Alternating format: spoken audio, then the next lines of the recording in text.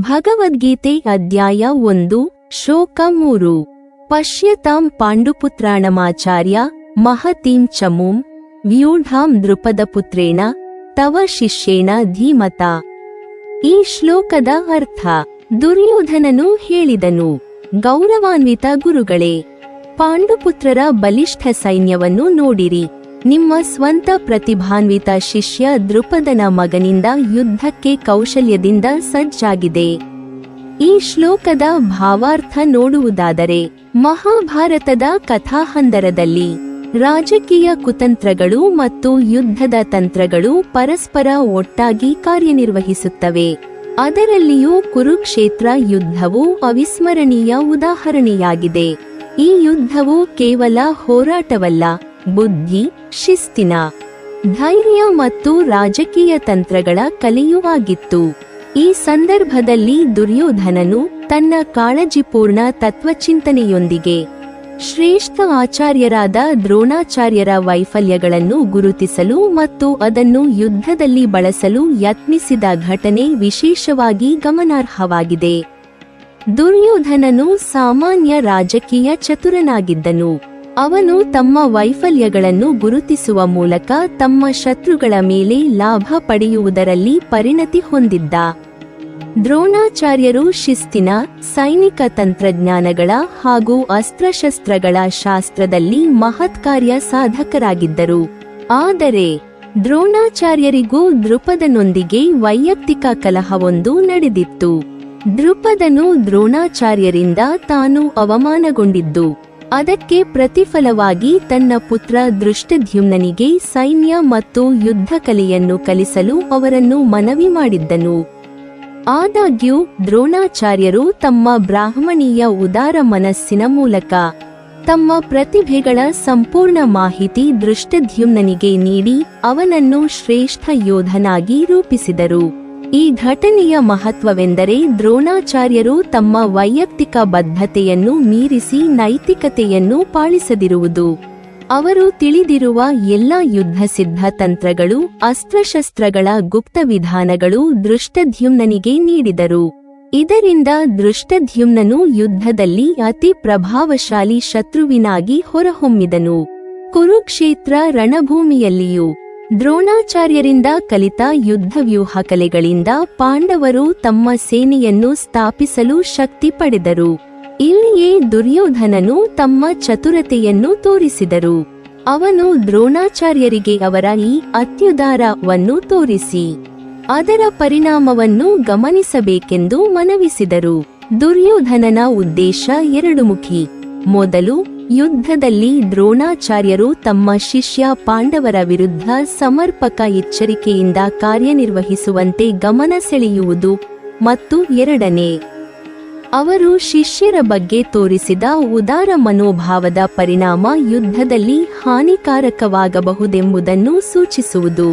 ಅರ್ಜುನ ದ್ರೋಣಾಚಾರ್ಯರ ಅತ್ಯಂತ ಪ್ರೀತಿಪಾತ್ರ ಶಿಷ್ಯನಾಗಿದ್ದನು. ಹಳೆಯ ಸಂಬಂಧಗಳು, ಶಿಷ್ಯ ಆಚಾರ್ಯ ಸಂಬಂಧ ಮತ್ತು ಪರಸ್ಪರ ಗೌರವವು ಇಲ್ಲಿ ಪ್ರಮುಖ ಪಾತ್ರ ವಹಿಸಿತು. ದುರ್ಯೋಧನನು ಅರ್ಜುನನ ಶಕ್ತಿಯನ್ನು ಮತ್ತು ದ್ರೋಣಾಚಾರ್ಯರ ಶ್ರದ್ಧೆಯನ್ನು ಗಮನದಲ್ಲಿಟ್ಟುಕೊಂಡು ಈ ಸಂಬಂಧವನ್ನು ತಮ್ಮ ರಾಜಕೀಯ ಪ್ರಯೋಜನಕ್ಕಾಗಿ ಬಳಸಲು ಯತ್ನಿಸಿದರು. ಅವರು ದ್ರೋಣಾಚಾರ್ಯರ ಉದಾರತೆಯು ಸೋಲು ತರಬಹುದೆಂಬುದನ್ನು ಸೂಚಿಸಿ ಯುದ್ಧದಲ್ಲಿ ಎಚ್ಚರತೆಯನ್ನು ತೋರಿಸಿದರು. ಈ ಘಟನೆಯಿಂದ ನಮಗೆ ಹೇಳುವ ಪಾಠವೆಂದರೆ, ರಾಜಕೀಯ ಮತ್ತು ಯುದ್ಧದಲ್ಲಿ ಶಕ್ತಿಯು ಕೇವಲ ಭೌತಿಕ ಸಾಮರ್ಥ್ಯದಿಂದ ಮಾತ್ರ ನಿರ್ಣಯವಾಗುವುದಿಲ್ಲ. ಬುದ್ಧಿ, ತಂತ್ರ, ಶಿಷ್ಯ ಆಚಾರ್ಯ ಸಂಬಂಧ ಮತ್ತು ನೈತಿಕತೆ ಕೂಡ ಮಹತ್ವಪೂರ್ಣ ಪಾತ್ರ ವಹಿಸುತ್ತವೆ. ದುರ್ಯೋಧನನು ತಮ್ಮ ತಂತ್ರಚಾತುರ್ಯದಿಂದ ದ್ರೋಣಾಚಾರ್ಯರ ಮಾನವೀಯತೆಯನ್ನು ಪರೀಕ್ಷಿಸಿ ಅದನ್ನು ತನ್ನ ಪ್ರಯೋಜನಕ್ಕಾಗಿ ಬಳಸಿದರೆ, ದ್ರೋಣಾಚಾರ್ಯರ ಉದಾರತೆಯು ಪಾಂಡವರಿಗಾಗಿ ಶಕ್ತಿ ವಹಿಸಿದೆಯೆಂದು ನಮಗೆ ತಿಳಿಯುತ್ತದೆ. ಇದರ ಹಿಂದಿನ ನಿಗೂಢತೆ ಏನೆಂದರೆ, ಮಹಾಭಾರತದ ಕಥಾಹಂದರವು ಕೇವಲ ರಾಜಕೀಯ ಯುದ್ಧ ಕೌಶಲ್ಯಗಳಲ್ಲ, ಬುದ್ಧಿ, ನೈತಿಕತೆ, ಶಿಷ್ಯ ಆಚಾರ್ಯ ಸಂಬಂಧ ಮತ್ತು ವೈಯಕ್ತಿಕ ಪ್ರತಿಫಲಗಳ ಸಂಕೀರ್ಣತೆಯನ್ನು ಒಳಗೊಂಡಿದೆ. ಕುರುಕ್ಷೇತ್ರ ಯುದ್ಧದಲ್ಲಿ ನಡೆದ ಕೆಲವು ಘಟನೆಗಳು ಈ ತಳಹದಿಯನ್ನು ವಿಶೇಷವಾಗಿ ಸ್ಪಷ್ಟವಾಗಿ ತೋರಿಸುತ್ತವೆ. ಅದರಲ್ಲಿಯೂ ದುರ್ಯೋಧನನು ಪಾಂಡವರ ಸೇನಾಧಿಪತಿ ಧೃಷ್ಟದ್ಯುಮ್ನನ ನೇತೃತ್ವದಲ್ಲಿ ಪಾಂಡವರ ಸೇನೆ ಹೇಗೆ ಜೋಡಿಸಲಾಗಿದೆ ಎಂಬುದನ್ನು ದೃಷ್ಟಿಯಿಂದ ಗಮನಿಸುತ್ತಿದ್ದಾಗ ದ್ರೋಣಾಚಾರ್ಯರ ನೈತಿಕ ವೈಯಕ್ತಿಕ ಸಂಕೀರ್ಣತೆ ಬಹುಮಾನಾರ್ಹವಾಗಿದೆ. ಹಲವಾರು ವರ್ಷಗಳ ಹಿಂದೆ ದ್ರೋಣಾಚಾರ್ಯರು ಪಾಂಡವರೊಂದಿಗೆ ಸೇರಿ ದೃಪದನ ವಿರುದ್ಧ ಯುದ್ಧವೊಂದನ್ನು ನಡೆಸಿದರು. ಆ ಯುದ್ಧದಲ್ಲಿ ದೃಪದನು ಸೋಲು ಕಂಡು ತನ್ನ ರಾಜ್ಯದ ಅರ್ಧವನ್ನು ಕಳೆದುಕೊಂಡ. ಈ ಸೋಲು ದೃಪದನಿಗೆ ತೀವ್ರವಾದ ಅಪಮಾನವಾಯಿತು. ಆದರೆ ಪ್ರತಿಫಲಕ್ಕಾಗಿ ದೃಪದನು ಒಂದು ಮಹಾಯಜ್ಞವನ್ನು ನಡೆಸಿ ತಮ್ಮ ಪುತ್ರ ಧೃಷ್ಟದ್ಯುಮ್ನನಿಗೆ ವಿಶೇಷವಾದ ವರವನ್ನು ಪಡೆದನು, ಭವಿಷ್ಯದಲ್ಲಿ ದ್ರೋಣಾಚಾರ್ಯರನ್ನು ಸೋಲಿಸಲು ಶಕ್ತಿಯನ್ನು ಹೊಂದುವ ವರ. ಇದು ದ್ರೋಣಾಚಾರ್ಯರಿಗೆ ಮುಂಚೆಯೇ ತಿಳಿದಿತ್ತು. ಆದರೆ ಧೃಷ್ಟದ್ಯುಮ್ನನು ತಮ್ಮ ಶಿಷ್ಯನಾಗಲು ದ್ರೋಣಾಚಾರ್ಯರನ್ನು ಸಂಪರ್ಕಿಸಿದಾಗ ಅವರು ತಮ್ಮ ಎಲ್ಲಾ ತಂತ್ರಜ್ಞಾನ, ಯುದ್ಧಶಾಸ್ತ್ರ ಮತ್ತು ಅಸ್ತ್ರಶಸ್ತ್ರದ ಗುಪ್ತ ಜ್ಞಾನವನ್ನು ಅತ್ಯಂತ ಉದಾರ ಮನಸ್ಸಿನಿಂದ ಕಲಿಸಿದರು. ಅವರು ತಮ್ಮ ಭಾವಿ ಪ್ರತಿಫಲವನ್ನು ಮರೆತು ಶಿಷ್ಯರ ಕಲ್ಯಾಣಕ್ಕಾಗಿ ತಮ್ಮ ಸಂಪೂರ್ಣ ಜ್ಞಾನವನ್ನು ನೀಡಿದರು. ಈ ನೈತಿಕ ನಿರ್ಧಾರವು ದ್ರೋಣಾಚಾರ್ಯರ ಉದಾರತೆಯನ್ನು, ಬ್ರಾಹ್ಮಣೀಯ ಗುಣವನ್ನು ಮತ್ತು ನ್ಯಾಯಬೋಧವನ್ನು ಸ್ಪಷ್ಟವಾಗಿ ತೋರಿಸುತ್ತದೆ. ಈ ಸಂದರ್ಭದಲ್ಲಿ ದುರ್ಯೋಧನನು ತಮ್ಮ ರಾಜಕೀಯ ಚತುರತೆಯನ್ನು ತೋರಿಸಿದರು. ಅವರು ದ್ರೋಣಾಚಾರ್ಯರಿಗೆ ಧೃಷ್ಟದ್ಯುಮ್ನನು ಪಾಂಡವರ ಸೇನೆಯಲ್ಲಿ ಪ್ರಮುಖ ಪಾತ್ರದಲ್ಲಿ ಹೇಗೆ ಒದಗಿಸಿರುವುದನ್ನು ತೋರಿಸುತ್ತಾ ಅವರ ಮನಸ್ಸನ್ನು ಎಚ್ಚರಿಸಿದರು. ದುರ್ಯೋಧನನ ಉದ್ದೇಶ ಸ್ಪಷ್ಟವಾಗಿತ್ತು.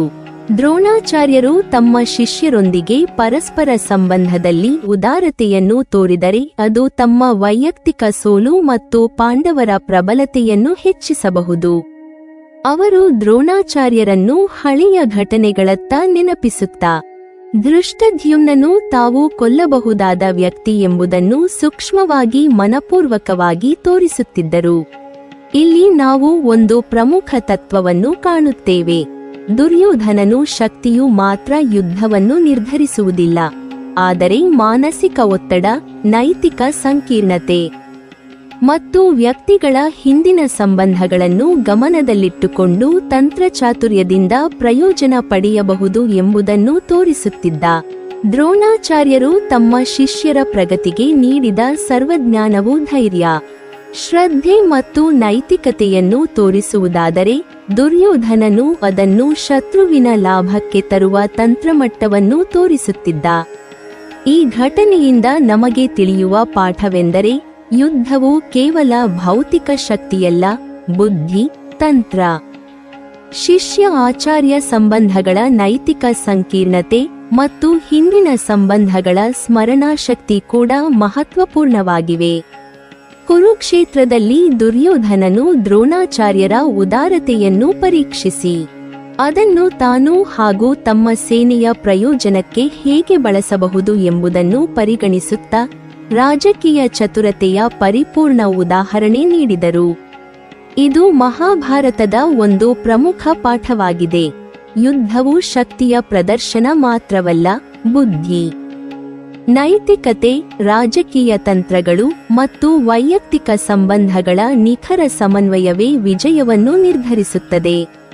ಕುರುಕ್ಷೇತ್ರದಲ್ಲಿ ಈ ಎಲ್ಲಾ ಅಂಶಗಳು ಪರಸ್ಪರ ಒಟ್ಟಿಗೆ ಕ್ರಿಯಾಶೀಲವಾಗಿದ್ದವು ಮತ್ತು ದುರ್ಯೋಧನನ ಕಲಾತ್ಮಕ ತಂತ್ರಗಳು, ದ್ರೋಣಾಚಾರ್ಯರ ಉದಾರತೆಯು ಮತ್ತು ಅರ್ಜುನನ ಶ್ರದ್ಧೆ ಅಸ್ಪಷ್ಟವಾಗಿ ಪರಸ್ಪರ ಪ್ರಭಾವ ಬೀರುವುದನ್ನು ನಾವು ಇಲ್ಲಿ ನೋಡುತ್ತೇವೆ. ಮಹಾಭಾರತದ ಕುರುಕ್ಷೇತ್ರ ಯುದ್ಧವು ಕೇವಲ ಶಸ್ತ್ರಾಸ್ತ್ರದ ಹೋರಾಟವಲ್ಲ, ಬುದ್ಧಿ, ನೈತಿಕತೆ, ತತ್ವ, ಶಿಷ್ಯ ಆಚಾರ್ಯ ಸಂಬಂಧ ಮತ್ತು ರಾಜಕೀಯ ಚತುರತೆಯ ಸಂಕೀರ್ಣತೆಯನ್ನು ತೋರಿಸುವ ಮಹಾಕಾವ್ಯವಾಗಿದೆ. ಈ ಯುದ್ಧದಲ್ಲಿ ದುರ್ಯೋಧನನು ಶ್ರೇಷ್ಠ ಆಚಾರ್ಯರಾದ ದ್ರೋಣಾಚಾರ್ಯರ ಮನೋಭಾವವನ್ನು ಸೂಕ್ಷ್ಮವಾಗಿ ಪರೀಕ್ಷಿಸಿ ತಮ್ಮ ಶತ್ರು ಪಾಂಡವರ ಶಕ್ತಿಯನ್ನು ಕಡಿಮೆ ಮಾಡಲು ತಂತ್ರವನ್ನು ಉಪಯೋಗಿಸಿದ ಘಟನೆ ವಿಶೇಷ ಗಮನಾರ್ಹವಾಗಿದೆ.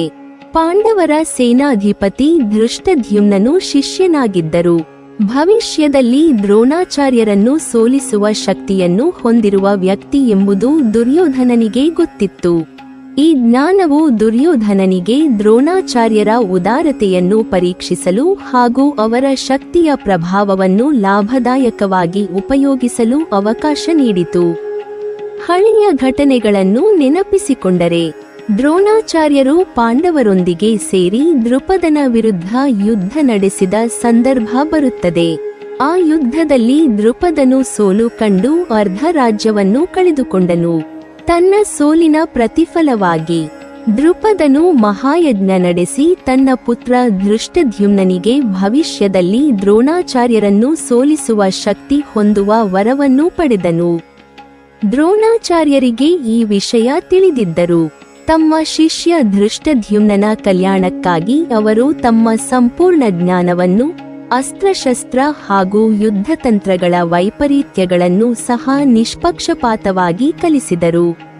ಈ ನಿರ್ಧಾರವು ದ್ರೋಣಾಚಾರ್ಯರ ಬ್ರಾಹ್ಮಣೀಯ ಉದಾರತೆ, ಶ್ರದ್ಧೆ ಮತ್ತು ನೈತಿಕತೆಯನ್ನು ತೋರಿಸುತ್ತದೆ.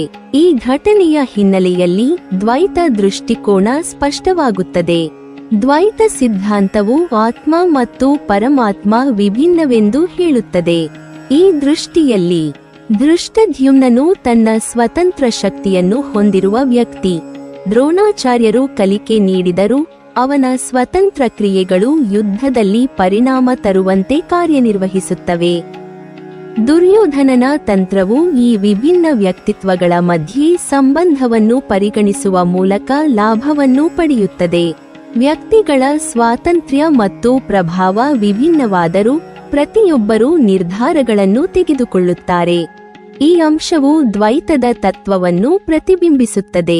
ಅದ್ವೈತ ದೃಷ್ಟಿಕೋನದಿಂದ ದ್ರೋಣಾಚಾರ್ಯರ ಉದಾರತೆ, ಧೃಷ್ಟದ್ಯುಮ್ನನ ಶಕ್ತಿ ಮತ್ತು ದುರ್ಯೋಧನನ ತಂತ್ರಗಳು ಎಲ್ಲವೂ ಪರಮಾತ್ಮದ ಅಂತಿಮ ಸತ್ಯದ ಪ್ರತಿಫಲಗಳಾಗಿವೆ. ಎಲ್ಲ ಘಟನೆಗಳು ಪರಮಾತ್ಮದ ಐಕ್ಯತೆಯ ವಿಭಿನ್ನ ಮುಖಗಳು. ಯುದ್ಧ, ಶಕ್ತಿಯ ಹೋರಾಟ, ನೈತಿಕ ಸಂಕೀರ್ಣತೆ ಎಲ್ಲವೂ ಪರಮಾತ್ಮದ ಏಕತೆಯ ಭಾಗ. ವ್ಯಕ್ತಿಗಳ ವೈಯಕ್ತಿಕ ಕ್ರಿಯೆಗಳು ಮತ್ತು ವೈರುಧ್ಯಗಳು ಅಂತಿಮವಾಗಿ ಪರಮಾತ್ಮದ ನಿಯಮದಡಿಯಲ್ಲಿ ನಡೆಯುತ್ತವೆ. ವಿಶಿಷ್ಟಾದ್ವೈತ ದೃಷ್ಟಿಕೋನವು ವ್ಯಕ್ತಿಗಳನ್ನು ಪರಮಾತ್ಮದ ಅಂಗಗಳಾಗಿ ಕಾಣಿಸುತ್ತದೆ, ಆದರೆ ಅವರ ವೈಶಿಷ್ಟ್ಯವನ್ನು ಉಳಿಸುತ್ತದೆ. ದ್ರೋಣಾಚಾರ್ಯರ ಉದಾರತೆ, ಧೃಷ್ಟದ್ಯುಮ್ನನಿಗೆ ನೀಡಿದ ಶಕ್ತಿ, ದುರ್ಯೋಧನನ ತಂತ್ರ ಎಲ್ಲವೂ ತೋರಿಸುತ್ತದೆ. ವ್ಯಕ್ತಿಗಳು ಪರಮಾತ್ಮದ ಭಾಗವಾಗಿದ್ದರೂ ತಮ್ಮ ವೈಶಿಷ್ಟ್ಯ ಮತ್ತು ಸ್ವತಂತ್ರತೆಯನ್ನು ಕಾಪಾಡುತ್ತವೆ. ಅವರ ವೈಯಕ್ತಿಕ ನೈತಿಕತೆ, ಶಕ್ತಿ ಮತ್ತು ತತ್ವಾತ್ಮಕ ಸ್ವಭಾವವು ಯುದ್ಧದ ಫಲಿತಾಂಶವನ್ನು ನಿರ್ಧರಿಸುತ್ತದೆ. ಆದರೆ ಪರಮಾತ್ಮದ ನಿಯಮವು ಅವನ್ನು ನಿರಂತರವಾಗಿ ಪ್ರಭಾವಿಸುತ್ತದೆ. ಈ ಎಲ್ಲ ದೃಷ್ಟಿಕೋನಗಳ ಮೂಲಕ ಕುರುಕ್ಷೇತ್ರ ಯುದ್ಧದ ಘಟನೆಗಳು ನಮಗೆ ತೋರಿಸುತ್ತವೆ.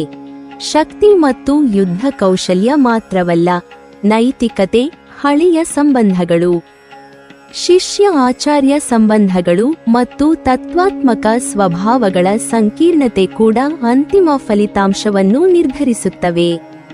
ದ್ವೈತವು ಸ್ವತಂತ್ರತೆಯನ್ನು, ಅದ್ವೈತವು ಐಕ್ಯತೆಯನ್ನು, ವಿಶಿಷ್ಟಾದ್ವೈತವು ಐಕ್ಯತೆಯಲ್ಲಿಯೂ ವೈಶಿಷ್ಟ್ಯವನ್ನು ಒದಗಿಸುತ್ತವೆ. ಕುರುಕ್ಷೇತ್ರದಲ್ಲಿ ದ್ರೋಣಾಚಾರ್ಯರ ಉದಾರತೆ, ಧೃಷ್ಟದ್ಯುಮ್ನನ ಶಕ್ತಿ ಮತ್ತು ದುರ್ಯೋಧನನ ರಾಜಕೀಯ ತಂತ್ರ ಇವು ಮೂರು ತತ್ವಸಿದ್ಧಾಂತಗಳ ಆಳವಾದ ಅರ್ಥ, ವೈಯಕ್ತಿಕ ಸ್ವಭಾವ ಮತ್ತು ನೈತಿಕ ಸಂಕೀರ್ಣತೆಗಳನ್ನು ಸ್ಪಷ್ಟವಾಗಿ ಪ್ರತಿಬಿಂಬಿಸುತ್ತವೆ. ಇದರಿಂದ ಯುದ್ಧವು ಕೇವಲ ಭೌತಿಕ ಹೋರಾಟವಲ್ಲ, ಮನಸ್ಸಿನ, ನೈತಿಕತೆಯ, ತತ್ವಾತ್ಮಕ ಮತ್ತು ರಾಜಕೀಯ ಕುತಂತ್ರಗಳ ಸಂಕೀರ್ಣ ಕಲೆಯಾಗಿ ಬಿಂಬಿತವಾಗುತ್ತದೆ. ಹಳೆಯ ಕಾಲದಲ್ಲಿ ಧರ್ಮ, ಶಕ್ತಿ ಮತ್ತು ಜ್ಞಾನವನ್ನೆಲ್ಲ ಹೊಂದಿದ್ದ ಮಹಾರಾಜ ದೃಪದನು ತನ್ನ ರಾಜ್ಯವನ್ನು ಸುಧಾರಿಸಲು ಭದ್ರತೆಗಾಗಿ ಸದಾ ಯತ್ನಿಸುತ್ತಿದ್ದನು. ಆದರೆ ಒಂದು ದಿನ ತನ್ನ ಶತ್ರುಗಳೊಂದಿಗೆ ನಡೆದ ಯುದ್ಧದಲ್ಲಿ ಅವನು ಸೋಲು ಕಂಡು ತನ್ನ ರಾಜ್ಯದ ಅರ್ಧವನ್ನು ಕಳೆದುಕೊಂಡನು. ಈ ಸೋಲು ದೃಪದನಿಗೆ ತೀವ್ರವಾದ ಆಘಾತವನ್ನು ನೀಡಿತು. ಅವನು ಕೇವಲ ಭೌತಿಕ ಹಾನಿಯನ್ನು ಮಾತ್ರ ಅನುಭವಿಸಿದುದಿಲ್ಲ, ಆತ್ಮಸಾಮಾನ್ಯತೆಯ ಅಪಮಾನವನ್ನು ಸಹ ಎದುರಿಸಬೇಕಾಯಿತು. ಈ ನಿಂದನೆ ಪರಿಹಾರಕ್ಕಾಗಿ ದೃಪದನು ಮಹಾಯಜ್ಞವನ್ನು ನಡೆಸಿ ದೇವತೆಗಳ ಆಶೀರ್ವಾದದಿಂದ ತನ್ನ ಪುತ್ರ ಧೃಷ್ಟದ್ಯುಮ್ನನಿಗೆ ಭವಿಷ್ಯದಲ್ಲಿ ಶಕ್ತಿಯ ವರವನ್ನು ಪಡೆಯುವಂತೆ ಮಾಡಿದನು. ಈ ವರವು ಧೃಷ್ಟದ್ಯುಮ್ನನ ಹೃದಯದಲ್ಲಿ ಬೆಳೆಯುವ ಮೂಲಕ ಒಬ್ಬ ಶಕ್ತಿಶಾಲಿ ಯೋಧನಾಗಿ ದ್ರೋಣಾಚಾರ್ಯರನ್ನು ಸೋಲಿಸಲು ಸಾಧ್ಯವಾಗುತ್ತದೆ ಎಂದು ಘೋಷಿಸಲಾಯಿತು. ಧೃಷ್ಟದ್ಯುಮ್ನನು ಬಾಲ್ಯದಿಂದಲೇ ಮಹರ್ಷಿ ದ್ರೋಣಾಚಾರ್ಯರ ಶಿಷ್ಯನಾಗಿ ಬೆಳೆಯುತ್ತಾ ಅವರಲ್ಲಿ ಅಸ್ತ್ರಶಸ್ತ್ರ, ಯುದ್ಧತಂತ್ರ ಮತ್ತು ಮಾನವೀಯತೆಯ ಪ್ರಬಲ ಪಾಠಗಳನ್ನು ಕಲಿತುಕೊಂಡನು. ದ್ರೋಣಾಚಾರ್ಯರು ತಮ್ಮ ಶಿಷ್ಯನ ಕಲ್ಯಾಣಕ್ಕಾಗಿ ತಮ್ಮ ವೈಯಕ್ತಿಕ ಅಪಮಾನವನ್ನು, ಹಳೆಯ ಕಲಹವನ್ನು ಮರೆತು ಎಲ್ಲಾ ಶಕ್ತಿಯನ್ನು ಮತ್ತು ಜ್ಞಾನವನ್ನು ಧೃಷ್ಟದ್ಯುಮ್ನನಿಗೆ ನೀಡಿದರು. ಅವರ ಉದಾರತೆ, ಶ್ರದ್ಧೆ ಮತ್ತು ನೈತಿಕತೆಯು ವಿಶೇಷವಾಗಿ ಮೆರೆದಿತು, ಏಕೆಂದರೆ ತಮ್ಮ ವೈಯಕ್ತಿಕ ಘಮ ಮತ್ತು ಹಳೆಯ ಪ್ರತಿಷ್ಠೆಯು ತಮ್ಮ ಶಿಷ್ಯನ ಕಲ್ಯಾಣದ ಎದುರು ನಿಲ್ಲಲಿಲ್ಲ. ಈ ಸಂದರ್ಭವನ್ನು ಗಮನಿಸಿದ ದುರ್ಬುದ್ಧಿ ದುರ್ಯೋಧನನು ತನ್ನ ರಾಜಕೀಯ ಚತುರತೆಯನ್ನು ಉಪಯೋಗಿಸಿ ಯುದ್ಧದಲ್ಲಿ ದ್ರೋಣಾಚಾರ್ಯರನ್ನು ಪರೀಕ್ಷಿಸಲು ಯತ್ನಿಸಿದನು.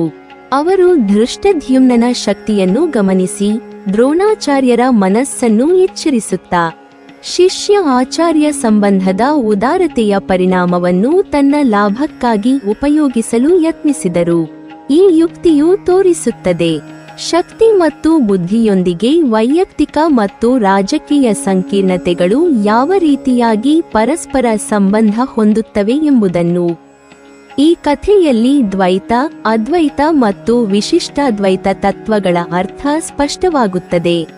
ದ್ವೈತ ದೃಷ್ಟಿಯಿಂದ ಧೃಷ್ಟದ್ಯುಮ್ನನು ತನ್ನ ಸ್ವತಂತ್ರ ಶಕ್ತಿಯುಳ್ಳ ವ್ಯಕ್ತಿಯಾಗಿದ್ದನು. ದ್ರೋಣಾಚಾರ್ಯರು ಕಲಿಸಿದರೂ ಅವನು ಸ್ವತಂತ್ರವಾಗಿ ತನ್ನ ಕ್ರಿಯೆ ಮತ್ತು ಆಯ್ಕೆ ಮೂಲಕ ಯುದ್ಧದಲ್ಲಿ ಪರಿಣಾಮ ಬೀರುವನು. ಈ ದೃಷ್ಟಿಯಿಂದ ಪ್ರತಿಯೊಬ್ಬ ವ್ಯಕ್ತಿಯ ಶಕ್ತಿ ಮತ್ತು ಆಯ್ಕೆಯು ವಿಭಿನ್ನ, ಸ್ವತಂತ್ರ ಮತ್ತು ಪ್ರಭಾವಶಾಲಿಯಾಗಿವೆ. ಅದ್ವೈತ ದೃಷ್ಟಿಯಿಂದ ಎಲ್ಲ ಘಟನೆಗಳು ಪರಮಾತ್ಮದ ಏಕತೆಯ ಭಾಗವೆಂದರೆ ದ್ರೋಣಾಚಾರ್ಯರ ಕಲಿಕೆ. ಧೃಷ್ಟದ್ಯುಮ್ನನ ಶಕ್ತಿ ಮತ್ತು ದುರ್ಯೋಧನನ ತಂತ್ರಗಳು ಪರಮಾತ್ಮದ ವಿಭಿನ್ನ ರೂಪಗಳಂತೆ ಕಂಡುಬರುತ್ತವೆ, ಏಕೆಂದರೆ ವ್ಯಕ್ತಿಗಳ ವೈಯಕ್ತಿಕ ಕ್ರಿಯೆಗಳು ಮತ್ತು ವೈರುಧ್ಯಗಳು ಅಂತಿಮವಾಗಿ ಪರಮಾತ್ಮದ ನಿಯಮದಡಿಯಲ್ಲಿ ನಡೆಯುತ್ತವೆ. ವಿಶಿಷ್ಟಾದ್ವೈತ ದೃಷ್ಟಿಯಿಂದ ವ್ಯಕ್ತಿಗಳು ಪರಮಾತ್ಮದ ಅಂಗಗಳಾಗಿದ್ದರೂ ತಮ್ಮ ವೈಶಿಷ್ಟ್ಯ ಮತ್ತು ಸ್ವತಂತ್ರತೆಯನ್ನು ಉಳಿಸುತ್ತಾರೆ. ಧೃಷ್ಟದ್ಯುಮ್ನನ ಶಕ್ತಿಯು, ದ್ರೋಣಾಚಾರ್ಯರ ಜ್ಞಾನ ಮತ್ತು ದುರ್ಯೋಧನನ ತಂತ್ರ ಎಲ್ಲವೂ ಒಟ್ಟಾರೆ ಪರಮಾತ್ಮದ ಭಾಗವಾದರೂ ಪ್ರತಿಯೊಬ್ಬರ ವೈಯಕ್ತಿಕ ಪ್ರಭಾವ, ನೈತಿಕತೆ ಮತ್ತು ಆಯ್ಕೆಯು ನಿರಂತರವಾಗಿ ಕೆಲಸ ಮಾಡುತ್ತವೆ. ಈ ಕಥೆಯ ತತ್ವಾರ್ಥವನ್ನು ಜೀವನದಲ್ಲಿ ಅನ್ವಯಿಸುವುದಾದರೆ, ನಾವು ಯಾರಿಂದಲಾದರೂ ಮಾರ್ಗದರ್ಶನ ಪಡೆಯಬಹುದು, ಆದರೆ ಅಂತಿಮ ನಿರ್ಣಯ ಮತ್ತು ಕಾರ್ಯ ನಮ್ಮ ಸ್ವಂತ ಶಕ್ತಿಯಿಂದವಾಗಬೇಕು. ನಮ್ಮ ಜೀವನದಲ್ಲಿ ಎದುರಾಗುವ ಸವಾಲುಗಳು ಮತ್ತು ಯಶಸ್ಸುಗಳು ಪರಮಾತ್ಮದ ಯೋಜನೆಯ ಭಾಗವಾಗಿವೆ ಎಂಬುದನ್ನು ಮನಗಂಡು ಎಲ್ಲದಕ್ಕೂ ಸಮಾನ ಮನೋಭಾವವನ್ನು ತೋರುವುದನ್ನು ಕಲಿಯಬೇಕು. ಸಮಾಜದಲ್ಲಿ ನಾವು ಒಟ್ಟಾಗಿ ಇದ್ದರೂ ವೈಯಕ್ತಿಕ ಶಕ್ತಿ, ನೈತಿಕತೆ ಮತ್ತು ವೈಶಿಷ್ಟ್ಯವನ್ನು ಕಾಪಾಡುವುದು ಮುಖ್ಯ. ಮಾರ್ಗದರ್ಶನವನ್ನು ಸ್ವೀಕರಿಸುವುದು, ಶಕ್ತಿಯನ್ನು ಅಭಿವೃದ್ಧಿಪಡಿಸುವುದು, ಆದರೆ ಆಯ್ಕೆ ಮತ್ತು ಕಾರ್ಯಗಳನ್ನು ಸ್ವತಂತ್ರವಾಗಿ ನಿರ್ವಹಿಸುವುದು, ಇವು ಜೀವನದಲ್ಲಿ ದ್ವೈತ, ಅದ್ವೈತ ಮತ್ತು ವಿಶಿಷ್ಟಾದ್ವೈತ ತತ್ವಗಳನ್ನು ಅಳವಡಿಸುವುದರ ತಾತ್ಪರ್ಯ. ಧೃಷ್ಟದ್ಯುಮ್ನನು ದ್ರೋಣಾಚಾರ್ಯರ ಕಲಿಕೆಯಿಂದ ಶಕ್ತಿಶಾಲಿಯಾಗಿ, ಧೈರ್ಯ ಮತ್ತು ನೈತಿಕತೆಯೊಂದಿಗೆ ಯುದ್ಧದಲ್ಲಿ ಯಶಸ್ವಿಯಾಗುವ ಮೂಲಕ ಈ ತತ್ವಗಳ ಪ್ರಾಯೋಗಿಕ ತಾಳ್ಮೆ ಮತ್ತು ಶ್ರದ್ಧೆಯನ್ನು ತೋರಿಸುತ್ತಾನೆ. ಪ್ರತಿಯೊಬ್ಬರೂ ತಮ್ಮ ಜೀವನದಲ್ಲಿ ಇದನ್ನು ಅನುಸರಿಸಿದರೆ ಅವರು ನೈತಿಕ, ಬೌದ್ಧಿಕ ಮತ್ತು ತತ್ವಾತ್ಮಕ ದೃಷ್ಟಿಯಿಂದ ಸಮತೋಲನಪೂರ್ಣ ಜೀವನವನ್ನು ನಡೆಸಬಹುದು. ಮಾನವ ಜೀವನವು ಅನೇಕ ಸವಾಲುಗಳು, ಆಯ್ಕೆಗಳು, ಸಂಬಂಧಗಳು ಮತ್ತು ವಿಭಿನ್ನ ಪರಿಸ್ಥಿತಿಗಳೊಂದಿಗೆ ಅತ್ಯಂತ ಸೂಕ್ಷ್ಮವಾಗಿ ಜೋಡಿಸಲಾಗಿರುವ ಒಂದು ಸಂಕೀರ್ಣ ಯಾತ್ರೆಯಂತೆ. ಈ ಜೀವನದಲ್ಲಿ ನಾವು ಎದುರಿಸುವ ಪ್ರತಿಯೊಂದು ಘಟನೆ, ನಾವು ತೆಗೆದುಕೊಳ್ಳುವ ಪ್ರತಿಯೊಂದು ನಿರ್ಣಯ ಮತ್ತು ನಮ್ಮ ಶಕ್ತಿಯ ಬಳಕೆ ಎಲ್ಲವೂ ದ್ವೈತ, ಅದ್ವೈತ ಮತ್ತು ವಿಶಿಷ್ಟಾದ್ವೈತ ತತ್ವಗಳ ಅರ್ಥವನ್ನು ವ್ಯಕ್ತಗೊಳಿಸುತ್ತದೆ. ದ್ವೈತದ ದೃಷ್ಟಿಯಿಂದ ನಾವು ಪ್ರತ್ಯೇಕ ವ್ಯಕ್ತಿಗಳಾಗಿ ನಮ್ಮ ಸ್ವಂತ ಸ್ವಭಾವ ಮತ್ತು ಆಯ್ಕೆಗಳೊಂದಿಗೆ ಜಗತ್ತಿನಲ್ಲಿ ಕಾರ್ಯನಿರ್ವಹಿಸುತ್ತೇವೆ. ಈ ದೃಷ್ಟಿಯಿಂದ ಮಾರ್ಗದರ್ಶನ ಅಥವಾ ಶಿಷ್ಟಾಚಾರಗಳನ್ನು ನಾವು ಪಡೆಯಬಹುದು, ಆದರೆ ಅಂತಿಮ ನಿರ್ಣಯಗಳು, ಕಾರ್ಯಗಳು ಮತ್ತು ಪರಿಣಾಮಗಳನ್ನು ನಾವು ಸ್ವತಂತ್ರವಾಗಿ ಎದುರಿಸಬೇಕು. ನಾವು ನಮ್ಮ ಸ್ವಂತ ಶಕ್ತಿಯ ಮೇಲೆ ನಂಬಿಕೆ ಇಡುವುದರಿಂದ ಜೀವನದ ಸಂಕಷ್ಟಗಳನ್ನು ಧೈರ್ಯದಿಂದ ಎದುರಿಸಬಹುದು ಮತ್ತು ನಮ್ಮ ಕೈಯಲ್ಲಿ ಇರುತ್ತದೆ ಎಂಬ ಅರಿವು ಜೀವನದ ಯಶಸ್ಸಿಗೆ ಮೂಲಭೂತವಾಗಿದೆ. ಆದರೆ ಅದ್ವೈತದ ದೃಷ್ಟಿಯಿಂದ ವ್ಯಕ್ತಿಗಳ ವೈಯಕ್ತಿಕ ಕ್ರಿಯೆಗಳು ಮತ್ತು ವೈರುಧ್ಯಗಳು ಮಾತ್ರ ಪ್ರತ್ಯೇಕವಲ್ಲ, ಎಲ್ಲವೂ ಪರಮಾತ್ಮದ ಏಕತೆಯ ಭಾಗವಾಗಿವೆ. ನಮ್ಮ ಜೀವನದಲ್ಲಿ ಎದುರಾಗುವ ಸವಾಲುಗಳು, ನೋವುಗಳು, ಸಂತೋಷಗಳು ಪರಮಾತ್ಮದ ಯೋಜನೆಯ ಭಾಗವೆಂದು ತಿಳಿದುಕೊಳ್ಳಬೇಕು. ಈ ದೃಷ್ಟಿಯಿಂದ ಯಶಸ್ಸು ಅಥವಾ ವೈಫಲ್ಯವೆಲ್ಲ ಸ್ಥಿರತೆಯಲ್ಲ, ಅವು ಪರಮಾತ್ಮದ ನಿಯಮದಡಿಯಲ್ಲಿ ನಡೆಯುತ್ತವೆ. ವ್ಯಕ್ತಿಗಳು ಎದುರಿಸುವ ಘಟನೆಗಳು ಪರಮಾತ್ಮದ ನಿಯಮದಡಿ ಸಂಭವಿಸುತ್ತವೆ ಎಂಬ ಅರಿವಿನಿಂದ ನಮ್ಮ ಮನೋಭಾವ ಸಮತೋಲನದಿಂದ ಶ್ರದ್ಧೆ ಮತ್ತು ಶಾಂತಿಯನ್ನು ಕಾಯ್ದುಕೊಳ್ಳಲು ಸಹಾಯ ಮಾಡುತ್ತದೆ. ವಿಶಿಷ್ಟಾದ್ವೈತದ ದೃಷ್ಟಿಯಿಂದ ನಾವು ಎಲ್ಲವೂ ಒಟ್ಟಾಗಿ ಪರಮಾತ್ಮದ ಭಾಗವಾಗಿದ್ದರೂ ನಮ್ಮ ವೈಶಿಷ್ಟ್ಯವನ್ನು ಕಾಪಾಡಿಕೊಳ್ಳುವುದು ಅತ್ಯಂತ ಮುಖ್ಯ. ನಾವು ಸಮಾಜದ ಭಾಗವಾಗಿದ್ದರೂ ನಮ್ಮ ಶಕ್ತಿಯ ಬಳಕೆ, ನೈತಿಕತೆ, ಧೈರ್ಯ ಮತ್ತು ವೈಯಕ್ತಿಕ ಆಯ್ಕೆಯನ್ನು ನಾವು ಕಾಪಾಡಬೇಕು. ವೈಶಿಷ್ಟ್ಯವನ್ನು ಕಾಪಾಡುವುದರಿಂದ ನಾವು ಸೃಷ್ಟಿಯ ಅಂಗವಾಗಿ ಕಾರ್ಯನಿರ್ವಹಿಸುತ್ತಿದ್ದರೂ ನಮ್ಮ ಸ್ವಂತ ಆದರ್ಶ ಮತ್ತು ತತ್ವಪೂರ್ವಕ ಸ್ವಭಾವವನ್ನು ಉಳಿಸುತ್ತೇವೆ. ವ್ಯಕ್ತಿಯ ಶಕ್ತಿ ಮತ್ತು ಮಾರ್ಗದರ್ಶನ ಪರಮಾತ್ಮದ ಆಶೀರ್ವಾದವಾಗಿದ್ದರು ಸ್ವತಂತ್ರ ಆಯ್ಕೆಯನ್ನು ಕಾಪಾಡುವುದೇ ಜೀವನದಲ್ಲಿ ನೈತಿಕತೆಯನ್ನು, ಪ್ರಭಾವಶೀಲತೆಯನ್ನು ಮತ್ತು ಸಮತೋಲನವನ್ನು ನಿರ್ವಹಿಸಲು ಮೂಲಭೂತವಾಗಿದೆ. ಈ ತತ್ವಗಳನ್ನು ಜೀವನದಲ್ಲಿ ಅಳವಡಿಸುವುದು ಎಂದರೆ ನಾವು ಪ್ರತಿಯೊಂದು ನಿರ್ಣಯದಲ್ಲಿ ಬುದ್ಧಿವಂತಿಕೆಯಿಂದ, ಧೈರ್ಯದಿಂದ ಮತ್ತು ನೈತಿಕತೆಯಿಂದ ನಡೆದು ಮಾರ್ಗದರ್ಶನ ಪಡೆದರೂ ಸ್ವತಂತ್ರವಾಗಿ ಆಯ್ಕೆ ಮಾಡಬೇಕು ಎಂಬುದನ್ನು ಅರಿತುಕೊಳ್ಳುವುದು. ನಮ್ಮ ಜೀವನದಲ್ಲಿ ಎದುರಾಗುವ ಸಂತೋಷ, ದುಃಖ, ಸವಾಲು, ಸಂಬಂಧ ಎಲ್ಲವೂ ಪರಸ್ಪರ ಸಂಬಂಧ ಹೊಂದಿವೆ ಮತ್ತು ನಾವು ಅವುಗಳಿಗೆ ಸಮತೋಲನ ಮತ್ತು ಪರಮಾತ್ಮದ ಏಕತೆಯನ್ನು ಅರಿತು ಪ್ರತಿಕ್ರಿಯಿಸಬೇಕು. ಶಕ್ತಿಯೊಂದಿಗೆ ಜೀವನ ನಡೆಸುವುದರ ಜೊತೆಗೆ ವೈಶಿಷ್ಟ್ಯ, ನೈತಿಕತೆ ಮತ್ತು ಸ್ವತಂತ್ರತೆಯನ್ನು ಕಾಪಾಡುವುದು ನಮ್ಮ ಜೀವನವನ್ನು ಸಮತೋಲನಪೂರ್ಣ, ಸಮೃದ್ಧ ಮತ್ತು ಧೈರ್ಯವಂತಂತೆ ರೂಪಿಸುತ್ತದೆ. ಹೀಗಾಗಿ ದ್ವೈತ, ಅದ್ವೈತ ಮತ್ತು ವಿಶಿಷ್ಟಾದ್ವೈತ ತತ್ವಗಳ ಪಾಠಗಳನ್ನು ನಾವು ಪ್ರತಿದಿನದ ಜೀವನದಲ್ಲಿ ಅಳವಡಿಸಿಕೊಳ್ಳುವುದರಿಂದ ನಾವು ಸಮತೋಲನಪೂರ್ಣ, ತತ್ವಸಮ್ಮತ, ಧೈರ್ಯವಂತ ಮತ್ತು ನೈತಿಕ ಜೀವನವನ್ನು ನಡೆಸಲು ಸಮರ್ಥರಾಗುತ್ತೇವೆ. ಮಾರ್ಗದರ್ಶನವನ್ನು ಸ್ವೀಕರಿಸಿ, ಶಕ್ತಿಯನ್ನು ಅಭಿವರ್ಧಿಸಿ, ಪ್ರತಿಯೊಂದು ಕ್ರಿಯೆಯನ್ನು ಜವಾಬ್ದಾರಿಯೊಂದಿಗೆ ತೆಗೆದುಕೊಂಡರೆ ಜೀವನವು ಕೇವಲ ಬದುಕು ಅಲ್ಲ, ಪರಮಾತ್ಮದ ನಿಯಮ ಮತ್ತು ಸತ್ಯಕ್ಕೆ ಹೊಂದಿಕೊಂಡ ಒಂದು ಪಾಠವಾಗುತ್ತದೆ. ನೀವಿನ್ನೂ ನಮ್ಮ ಚಾನೆಲ್ ಅನ್ನು ಸಬ್ಸ್ಕ್ರೈಬ್ ಮಾಡಿಲ್ವಾ? ಹಾಗಾದರೆ ಈ ಕೂಡಲೇ ನಮ್ಮ ಇಂದ್ರಜಾಲ ಚಾನೆಲ್ ಅನ್ನು ಸಬ್ಸ್ಕ್ರೈಬ್ ಮಾಡಿ ಮತ್ತು ಪಕ್ಕದಲ್ಲಿರುವ ಬೆಲ್ ಐಕಾನ್ ಅನ್ನು ಕ್ಲಿಕ್ ಮಾಡಿದರೆ ನಮ್ಮ ಹೊಸ ವಿಡಿಯೋಗಳನ್ನು ನೀವು ನೋಡಬಹುದು.